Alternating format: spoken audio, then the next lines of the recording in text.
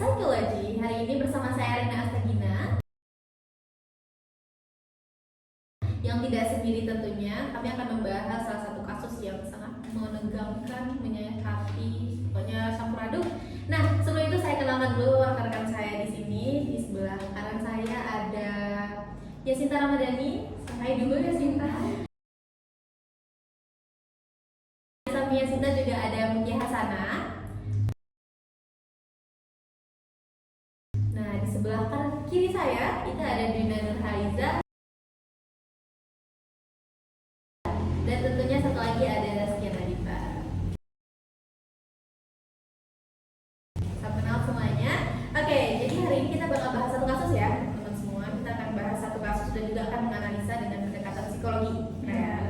Nah, kasus ini kita ambil di salah satu video YouTuber, yaitu Nadia Umara. Mungkin beberapa teman-teman juga ada yang tahu. Dan tentunya dari informasi dari berbagai berita, artikel yang sudah kita telusuri, kita pelajari lebih lanjut. Nah, jadi kasus ini kita bahas tentang satu kasus yang terjadi pada tahun 2013 ya, dengan nama Benget Situmorang.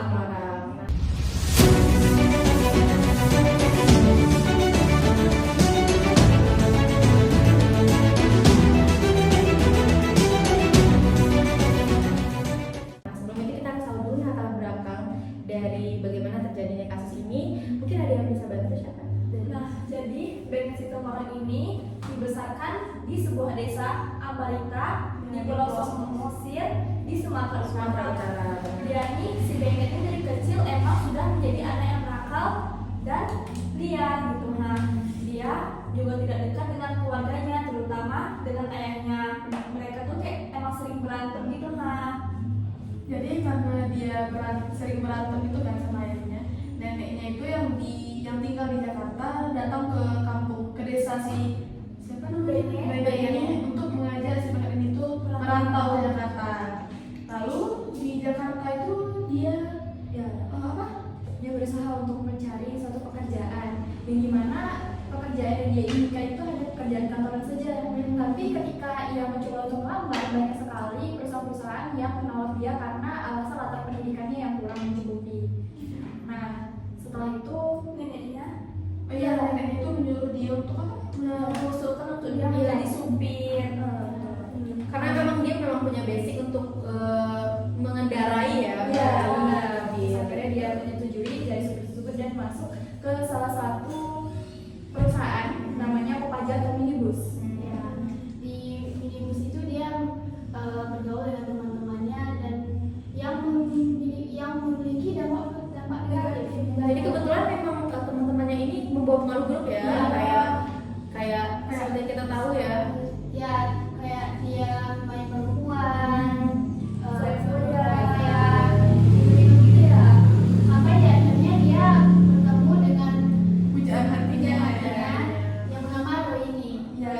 Karena si Roini ini sering menumpang dan menjadi langganan di Cinlok lah ya mereka ini. Karena berjumpa Roini itu kebiasaan buruknya itu hilang ya. Sampai dia nih menikah di Pulau Samosir kan. Mereka tuh nikah dulu ke kampungnya si Benget ini. Setelah nikah tuh mereka memutuskan untuk merantau lagi ke Jakarta. Pada awal beberapa bulan setelah pernikahan itu semuanya berjalan dengan lancar, kasih sayang, pokoknya semua itu tercukupi lah gitu ya. Tetapi setelah beberapa bulan ke depan ternyata Raini menemukan fakta-fakta bahwa suaminya itu tidak sebaik yang dia pikirkan. Bahwa suami itu juga mulai untuk Mengeluarkan sifat aslinya sebagai memukuli istrinya dan baik memang tidak pantas gitu ya.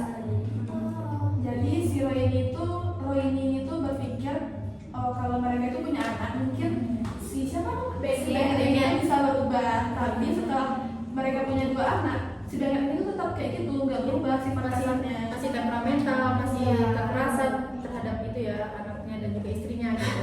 Si Benget ini kan dia bekerja di minibus ya. Jadi suatu hari dia tuh bertemu seorang perempuan di terminal Kampung Rambutan. terminal Kampung Rambutan dengan perempuan yang bernama Tuti. Ya. Terus akhirnya Tuti ini memandang si Benget ini sebagai pria yang baik, yang sopan,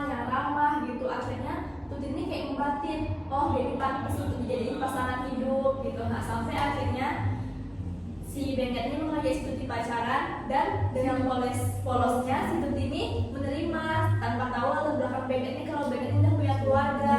Dan kebetulan Benget juga gak mengakui kalau dia punya keluarga kan. Habis itu si Tuti ini mengajak Benget pulang ke kampungnya itu yang ada di Jambi Untuk bertemu dengan keluarganya. Iya benar. Lalu dengan pertemuan pertama Benget dengan keluarganya ini, orang tuanya langsung setuju karena mereka beranggapan bahwa Benget ini adalah orang yang sangat sopan dan juga sangat baiklah untuk anaknya, dan mereka menyuruh untuk Benget ini menikahi segera putrinya. Nah, lalu Benget ini dia berjanji kepada keluarganya bahwa ia akan segera untuk menikahinya, tetapi dia harus mengumpulkan uang tabungan dulu gitu ya. Padahal sebenarnya dia rasanya tuh dia tuh bingung karena dia sudah mempunyai istri dan anak, dan tentunya juga tidak untuk Tidak terlalu terima. iya, karena juga lama berpacaran. Karena juga lama ya. tahunnya berapa pacarannya. Sampai akhirnya si gimana ya Si kan? Benget ini nggak pernah pulang ke rumah dan Karena tidak dia pacaran yang iya, tadi. dan tidak menafkahi anak-anaknya sampai si siapa nama istri Loini. aslinya Loini bekerja banting tulang untuk menghidupi kedua anaknya ini. Sampai akhirnya si Loini tahu rupanya si Benget ini selingkuh di terminal itu, dan dia mengajukan perceraian kepada si Benget. Pada akhirnya cerai nih. Belum Iya, lagi ada cerai Benget ini. bukannya bersedia sih dengan ini karena perceraian istri sahnya itu, dia malah senang karena dia merasa Bebas. dia bebas. Bebannya udah kurang nih, itu udah hilang gitu karena Nggak ada lagi penghalang antara hubungan dia dengan si Tuti tadi. Benar. Jadi setelah si Benget ini bercerai dengan Roini, dia tuh nikah dengan si Tuti. Ya, pada akhirnya mereka nikah ya. Ya, tetapi setelah pernikahan tersebut, dia mempunyai beberapa masalah di pekerjaannya yang mengharuskan dia untuk berhenti dari Kopaja tersebut. Lalu dia beralih menjadi supir angkot, dan juga dia berhenti karena suatu masalah yang tidak diketahui gitu. Dan dia berinisiatif untuk membuka gerai soto di terminal tuh ya. Iya, tapi Ya, tapi kan awalnya itu gerainya itu seperti tidak ada melakukan. Itu mereka mendirikan itu setelah nikah ya. Iya, setelah nikah. Jadi dia tahu karena Silvi itu berinisiatif ya. berinisiatif untuk menjual minuman tua atau miras yang secara ilegal. ilegal. Tapi ternyata dengan dia menjual hal tersebut atau miras itu mengundang teman-temannya dari mantan supir untuk meramaikan gerainya tersebut. Iya. Orang-orang ramai datang ke situ, dan karena dia menjual miras tadi, warung sotonya ini jadi ramai. Dan kebutuhan finansialnya itu juga meningkat. Tapi orang tuh membeli mirasnya kan, bukan membeli sotonya. Iya. Karena kebetulan pergaulan sebelumnya juga dia memang sudah terbiasa kan, sudah Iya. sudah minum-minum. Setelah dia sukses, kebutuhan finansialnya itu semakin Menikah. dia meningkat, Ya. sukses gitu lah Iya, ya. sukses. Kebiasaan dulu dia itu tuh kembali lagi, dia tuh lagi ya selingkuh lagi. Dan dia bertemu dengan ini kan, seorang penjual jamu keliling yang bernama Tini kan. Iya, benar Nah, sekali. tapi karena dia ini hubungannya rahasia-rahasia, dia harus bertemu Tini terlebih jauh dari tempat terminal itu. Iya. Akhirnya dia capek si Benget nih, jadi dia mengusulkan si Tini dan meyakinkan si Tini untuk bekerja jamu di toko sotonya ini. Tapi beda loh si Tini ini sama si Tuti tadi. Iya. Tuti kan awalnya dia nggak tahu kalau si Benget ini udah nikah. Tapi si Tini ini dia udah tahu kalau si Benget ini udah nikah, tapi dia tetap aja mau Menerima ya. sama si Benget ini. Entah karena memang kesepian atau memang karena suka kali ya sama si Benget ini gitu. Mungkin karena finansialnya juga. Nah, iya kan Iya. lagi kan lagi naik-naiknya ya. Jadi setelah Tini ya, Tini tadi bekerja di warung Sotonya si soto Benget. yang sebenarnya tadi, mereka tuh kayak Sikap normal aja kan. Awal-awalnya. Iya, awalnya normal. Tapi karena kebiasaan mereka kayak sering manja-manja, pegangan tangan, Mesraan ya. mesraan, ketahuanlah dengan sama si Istri. Tuti. Iya. Iya. Tuh karena Tuti tahu itu, Tuti ini marah-marah sama Benget. Bukannya Benget ini merasa menyesal atau gimana, dia malah balik gitu ke Iya. Tuti, kayak ditumpuin si Tuti, digini-gini si Tuti gitu. Nah, sampai si Benget ini sama si Tini berpikir bahwa si Tuti ini adalah Penghambat mereka kan, sampai mereka nih merencanakan suatu pembunuhan yang sangat sadis ya untuk Tuti. Awalnya katanya mereka memberi pelajaran, tapi ternyata Kebablasan. Tapi nggak mungkin kebablasan sih kalau kita dengar ceritanya ya. Itu memang pembunuhan yang disengaja ya. Direncanakan juga. Direncanakan. itu pada tanggal 1 Maret. ya, Iya, 2013. Ya mereka melancarkan Iya, aksinya tadi. Pada awalnya mereka pagi itu masih membuka gerainya seperti biasa dan melakukan aksinya itu ketika malam hari gitu. Jadi pada saat itu ia mengajak Tuti ya Iya, sebagai minum. istrinya untuk minum-minum gitu. Iya. Sampai sampai dia jadi pusing nggak sadar sangat juga. berat sekali. Baru diajak hubungan Berhubungan suami istri. Suami istri. Setelah dia berhubungan suami istri itu, dan Tuti merasa lelah. ya jadi itu masalah lelah. Dia si Banyak ini nih udah menyediakan tongkat kayu, tongkat kayu untuk memukul kepala si Tini. Tuti ya, si kepala Tuti ini sampai bocor ya. Berarti itu dia mukulnya berulang-ulang kali. Iya. Setelah bocor itu tuh dia malah menyeret si Tuti itu ke kamar mandi lalu mengguyurnya dengan air. Dingin airnya. Akhirnya setelah mengguyurnya itu dia manggil si Tini. Dia manggil Tini untuk nolong angkat si Tuti ini ke atas kasurnya, lalu memukul lagi dengan tongkat kayu tadi. Hingga pingsan ya si Tuti ini.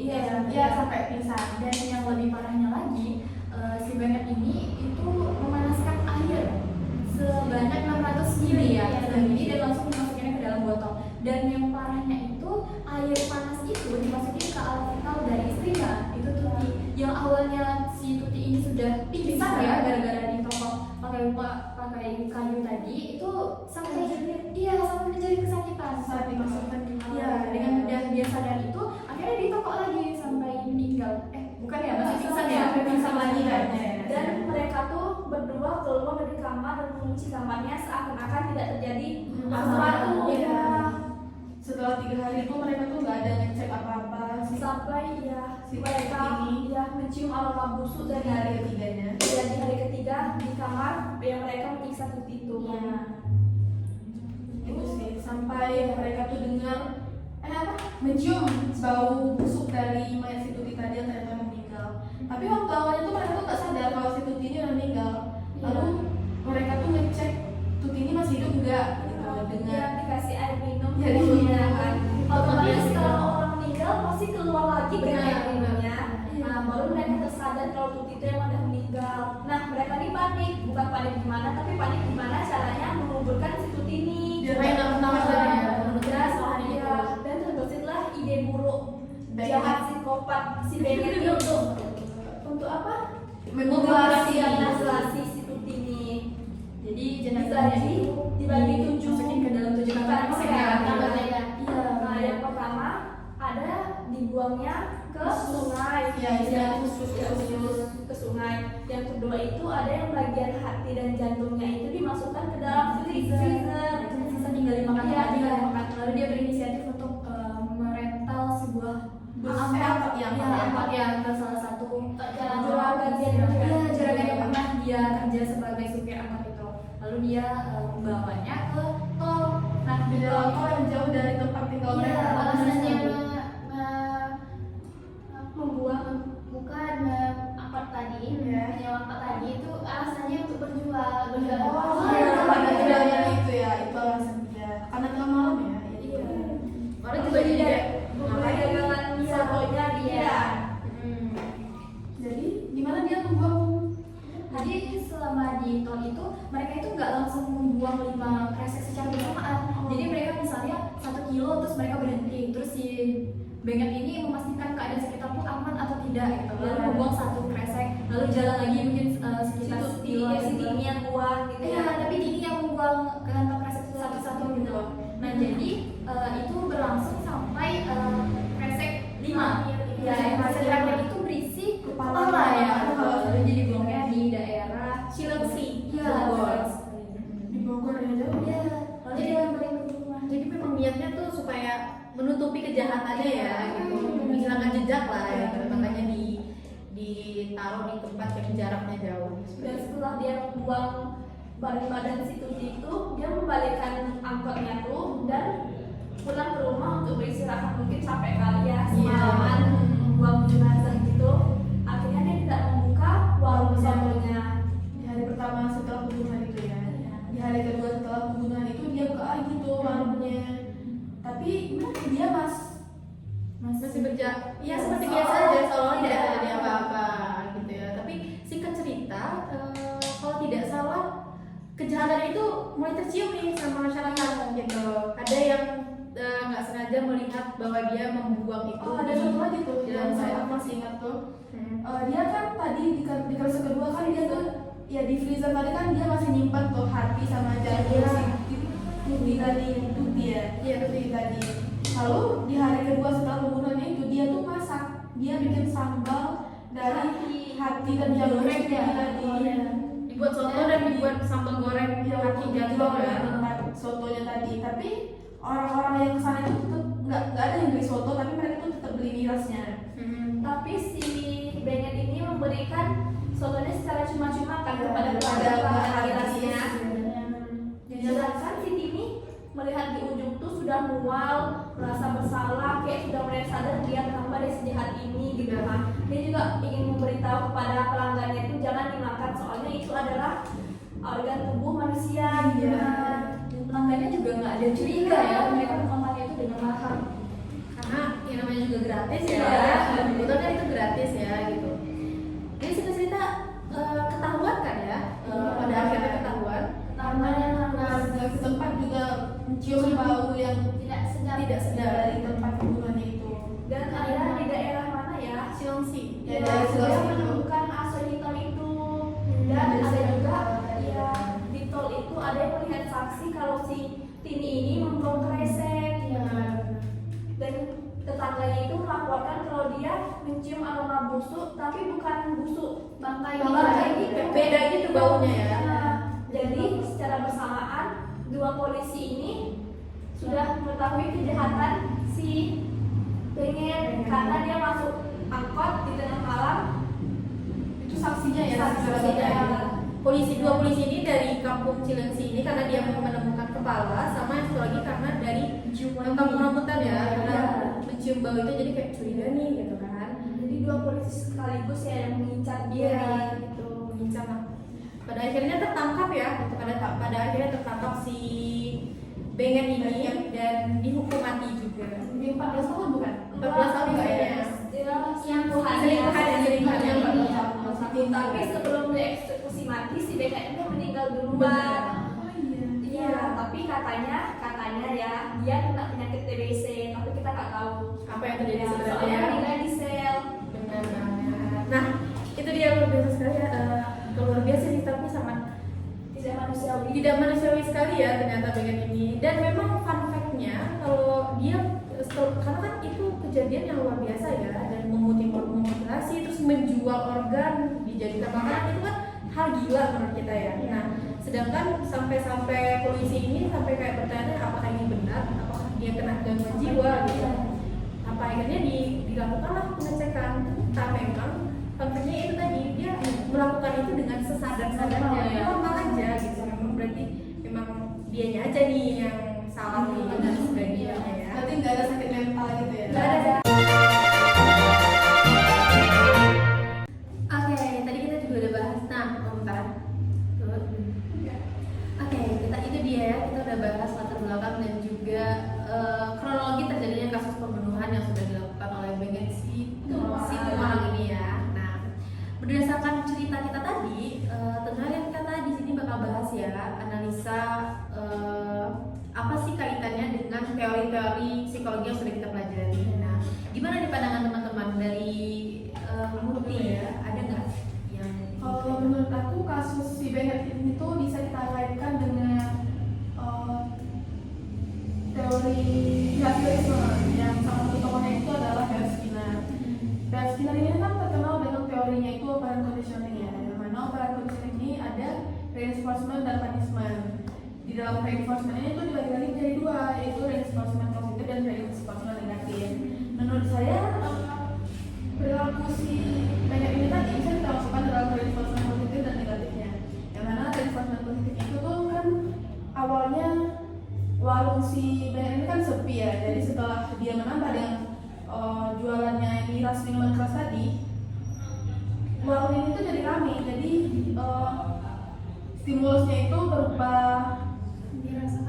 ya minuman keras tadi. Karena adanya minuman keras tadi, pelanggan itu jadi rame datang. Jadi menurut dia dengan adanya miras, maka pelanggan banyak datang. Itu menurut saya yang bagian reinforcement positifnya. Kalau reinforcement negatifnya itu bagian dia yang menghabisi nyawa si istri sakit ini ya. Ya. Menurut dia kan reinforcement negatif itu maksud itu menghilangkan hal yang menurut dia itu atau mengurangi hal yang menurut dia itu mengganggu ya dirinya. Menghalangi ya, dia ini gitu ya. Ya, jadi kan tadi si Tuti ini tuh mergokin mereka tuh berselingkuh gitu kan. Jadi menurut si Bennett dan si Tuti dan si Tini ini, Tuti ini merupakan penghambat dari hubungan mereka, menghalang hubungan mereka. Jadi makanya mereka menghabisi nyawa si Tuti ini itu untuk membebaskan mereka dari hal yang Mereka ingin lakukan tadi ya, dan mereka tuh bebas gitu. Berselingkuh ya. Ya, Nggak ada yang menahan-nahan. Jadi dengan adanya Tuti mereka jadi bebas nih. Nah, ini juga bisa dikaitkan dengan teori konsep struktur kepribadiannya si Freud, yang mana ada id, ego, sama super ego, yang mana id si siapa namanya? Bennett ya. Id si Bennett ini lebih tinggi daripada ego dan super egonya si Bennett. Nah, dia tuh kayak mau kesenangannya aja, seperti main perempuan, minum minuman, hura-hura gitu, nah, tanpa dia memikirkan hal-hal wajib lainnya gitu. Nah, dan ego dia tuh tidak bisa menstabilkan id dengan super egonya. Karena emang dominan banget ya ini gitu. Jadi sampai kayak nggak bisa menjembatani antara ego dan super egonya gitu ya. Oke, mungkin ada tambahan dari Sinta. Dari aku tadi sudah dijelasin ya, ada teori behaviorisme yang salah satu tokoh itu adalah Gary Skinner. Nah, aku juga ingin membahas dari teori behaviorisme yang salah satu tokohnya itu bernama Albert Bandura, yang dimana ini terkenal dengan teori social learning theory atau teori pembelajaran sosial ini, yang kemudian dikenal sebagai social behaviorisme. Yang ini lebih menekankan bagaimana individu itu bisa belajar dari lingkungan. Jadi tidak hanya dari faktor eksternal seperti penguatan ataupun hukuman saja, tetapi bagaimana dari interaksi sosial yang yang dialami dari kecil hingga dewasa seperti itu. Nah, jadi bukan hanya dari pembelajaran yang memang pengalaman langsung saja, tetapi juga ia mengamati perilaku orang sekitarnya dan kemudian bisa menumbuhkan atau menambah perilaku baru bagi individu tersebut. Contohnya ketika dia masih kecil, dia tuh sudah belajar bagaimana sih perilaku agresif itu, karena dia memang sudah merasainnya dari kecil, dia sudah mendapatkan itu. Jadi itulah kenapa dia sewaktu dewasa melakukan hal tersebut seperti itu. Ditambah lagi dengan ketika ia bekerja sebagai supir angkot ya, teman-temannya juga melakukan hal-hal yang membawa ke arah hal yang negatif gitu, seperti boros atau berfoya-foya dan juga main perempuan ya. Dan ketika itu ia menyadari bahwa tidak ada konsekuensi negatif yang ia dapatkan dari teman-temannya tersebut ya. Jadi ia menyangka bahwa hal tersebut itu sudah biasa gitu ya, dan dia bisa mengikuti hal tersebut, makanya dia melakukan hal tersebut ketika sudah berumah tangga seperti itu. Jadi sebenarnya singkatnya memang motif dia bisa melakukan ini karena berkaitan dengan lingkungan yang dan pengalaman dia dari dulu sampai saat ini. Makanya dia ya tanpa ada merasa bersalah ya ketika dia melakukan pembunuhan, selingkuhan, kekerasan dan segala macam. Nah, yang seperti yang disampaikan Sinta tadi, cerita ini juga berkaitan dengan teori humanistik dari yang dikemukakan oleh Maslow ya, yaitu hierarki kebutuhan, di mana si Bennett ini tidak terpenuhi kebutuhan rasa aman dan kasih sayangnya.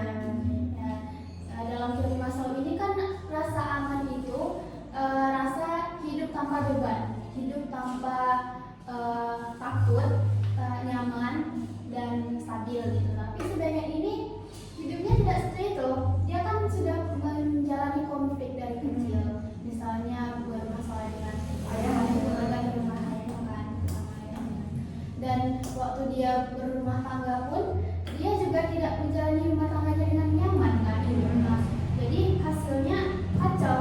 Jadi dia tidak bisa melindungi dirinya sendiri dan diri orang lain juga, keluarganya. Nah,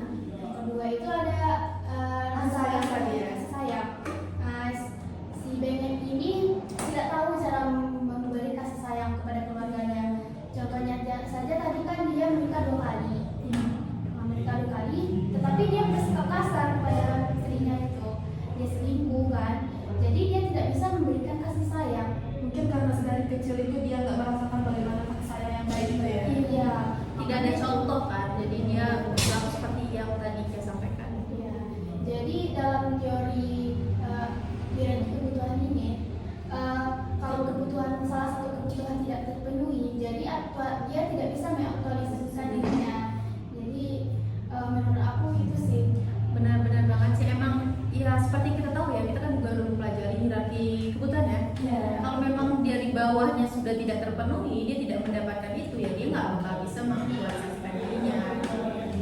Dan memang motif-motif ini, motif kejahatannya ini memang saling berkaitan ya satu sama lain. Itu karena memang dari lingkungannya tadi, terus juga Dari penguatan terus juga ego dan super egonya, serta juga dilatih kebutuhannya tidak terpenuhi dari di awal dari kecil gitu. Oke, itu dia teman-teman semuanya pembahasan kami terkait dengan kasus dan analisa yang berkaitan dengan teori-teori kepribadian yang sudah kami pelajari sebelumnya. Mungkin sekian hasil diskusi kami ya. Jika ada kesalahan dan kekurangan kami mohon maaf sekali. Sampai bertemu lagi di talk show Dark Psychology berikutnya. Sampai jumpa.